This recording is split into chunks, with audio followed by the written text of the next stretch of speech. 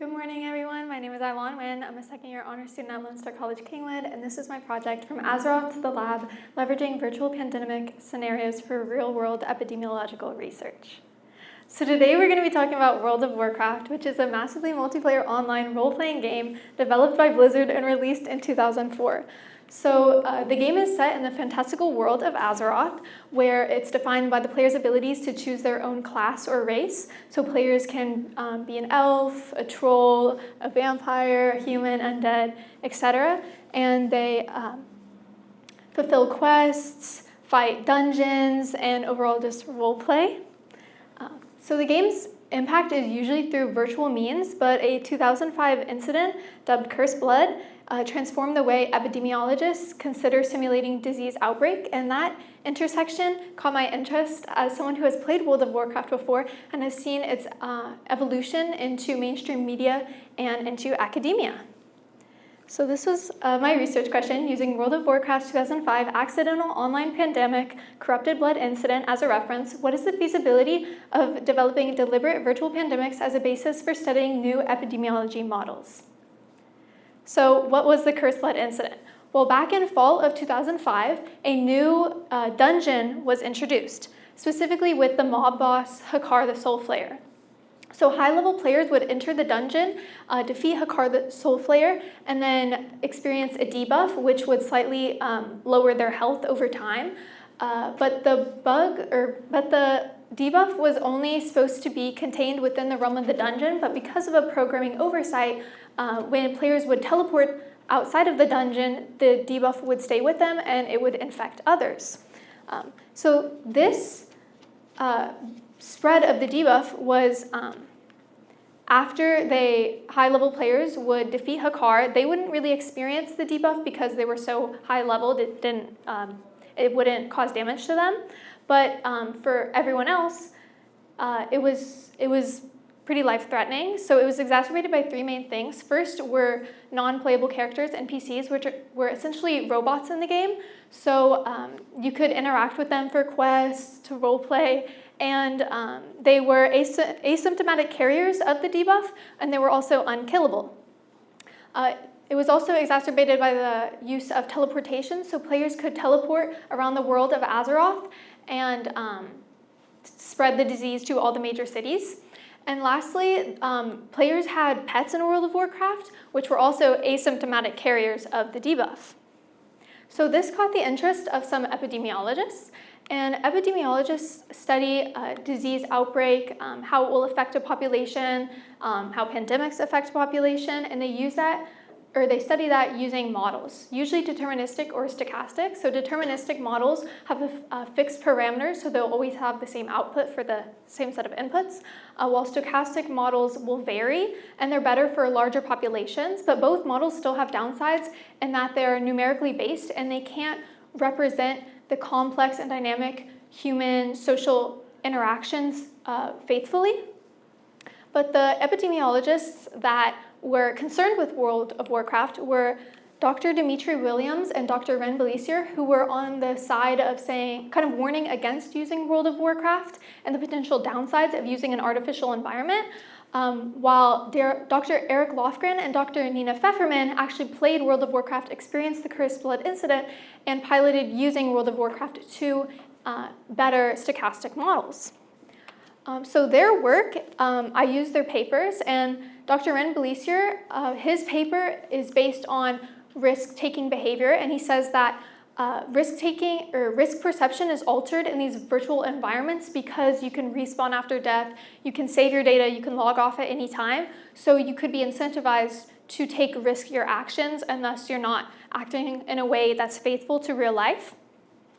While Dr. Eric Lofgren and Dr. Nina Pfefferman base their work on player investment, and they say that player investment is really high in these long, drawn-out role-playing games, so players care about the integrity of their account and thus act in a way similar to real life. And then I also use Dr. Stephen Taylor's The Psychology of Pandemics paper, and he just talks about how pandemics have evolved over time and the role that humans play in it, and that human psychology has long been overlooked in this field, but it's relevant. So like I said, the epidemiologists kind of are split down the middle of whether to use virtual environments like World of Warcraft, and there's no conclusive answer on whether these environments are accurate to real life or not. So I looked past that and I looked at other pandemics that had happened in virtual environments. So a year later, because of the success of Cursed Blood Incident, World of Warcraft had another pandemic called the Scourge Invasion, where players infected would turn into vampires. And then even across the genre in Star Wars, The Old Republic, there was a pandemic where players infected would turn into zombies, and there were droids stationed up kind of like hospitals. So those two pandemics actually were a lot more like real life in terms of the infection rate of the disease, but the population that was affected was not as large and varied as World of Warcraft, so it's not as faithful to real life. So we can come to the conclusion that by focusing on pandemic conditions instead of individual varied social interactions, you can produce a general model that doesn't rely on the environment being solely virtual, and thus can inform epidemiologists of collective societal response to infectious diseases. So I evaluated World of Warcraft against evolutionary points of known pandemics. So here's a map of Azeroth, and the red zones are the major infection sites of the debuff, which also correlate to the major cities of Azeroth. So it's a lot like real life, where the disease is going to be concentrated in urban areas. But there were also other similarities to pandemics. So when a pandemic happens, there's that initial panic and the reliance on news to get information. So in World of Warcraft, there was this reliance on the guild chat, the world chat, and online forums to find out information, and there was also altruism, and there was a certain class of players that could heal, and they would go out and try to heal infected players, kind of acting like healthcare workers, but they were quickly overwhelmed by the sheer amount of people infected. There was the teleportation aspect that I mentioned earlier, acted a lot like the role of air travel in spreading the SARS pandemic, severe acute respiratory syndrome. The presence of pets in the game acted as an animal reservoir and allowed the debuff to be sustained. There was also, deviants causing mayhem, and purposely infecting other people. So all in all, this was really interesting because this was all online, unplanned, but it acted out in a way that's similar to what we've experienced even with COVID.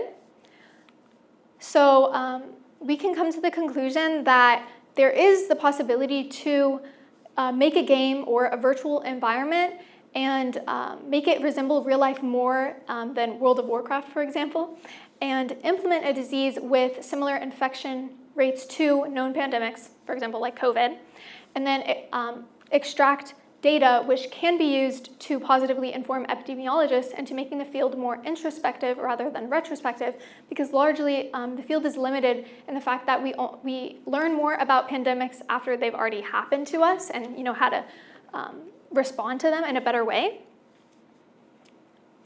So even though World of Warcraft isn't entirely feasible to be used as a virtual environment, its lasting impact and importance lie in the fact that it encouraged epidemiologists into considering developing and utilizing virtual environments to improve stochastic models.